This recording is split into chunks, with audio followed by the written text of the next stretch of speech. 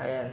Sabihin ko ulit sa inyo yun tungkol sa emulsion, sa skim coat na yan, hindi talaga yan. Hindi ko in-advise na gagamit yan. Skim coat, nababakbak ang pintura ng bahay.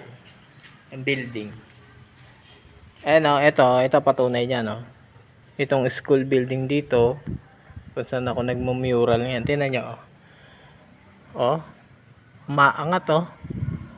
Oh, natutuklap. Ayan, oh. Parang balat ng lechon. Kasi, oh, para siyang parang chok yung ano, oh, tingnan nyo, oh. Parang chok yung skim coat. Dapat hindi kayo gumagamit yan, lalo't palitadang ganito. Makinis yung pagkaka-finishing ng semento, tapos fresh bagong gawa yung building. Hindi talaga advisable para sa akin, hindi pwede yan. Sino ba kasi dating construction pa nagpauso niyan? Mali. Kasi kapag natuyo yan, hindi naman siya yung malapot na dumidikit na parang latex na goma. Yung parang nakakabit sa carpet na latex, na rubber latex. Oo. Hindi naman siya ganun eh. Yung yumayakap sa semento na parang rubber latex na nakikita sa mga carpet. Oo. Para siyang ano, pag natuyo kasi yan, nagiging pulbos. So, isipin mo lang yun. Siyempre, bibitaw talaga yan kasi walang kapit. Hindi siya nakakagat sa semento na to. Hindi siya nakakapit. Kaya nagkakaganyan ng pintura o bumibitaw. Natutuklap. Ay, naku. Ano suggestion ko yan? Gumamit kayo nung may nakita ko doon tatak. Pwede ba magitain yung Titan na yan? Yun.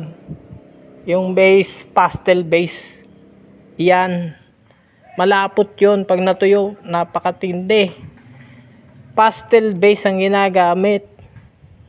Malapot na malapot. Pag natuyo yun, parang rubber latex talaga. Kapit na kapit ang pintura. Ginagamit pang pintura ng mga building, skyscraper. Oo. Yun dapat. Pa-primeran. Yung sinabi ko na previous video, kaya lang dinilit ko. Pwede ka ako. Double primer mo to. Flat latex kagad. Flat latex white. Base color white, double coat. Tapos pangatlong coating white ulit, elastomeric white. Yun. Saka mo lagyan ng choice of color of choice mo, pampinturang kulay ng bahay mo, kunwari ganito. Yan. Ganun yun. Huwag na kayong gagamit yan, para sa akin lang, suggestion ko lang. Mahalo lang kayo, magagastos na malaki, oh. Nasisira lang ang pintura. Kayo lang ho, ako kung saan lang, magbabayad kayo na kayo mahal-mahal magpapintura ng bahay nyo, lalo't kayo laki-laki ng bahay nyo. Ako po, Diyos ko po.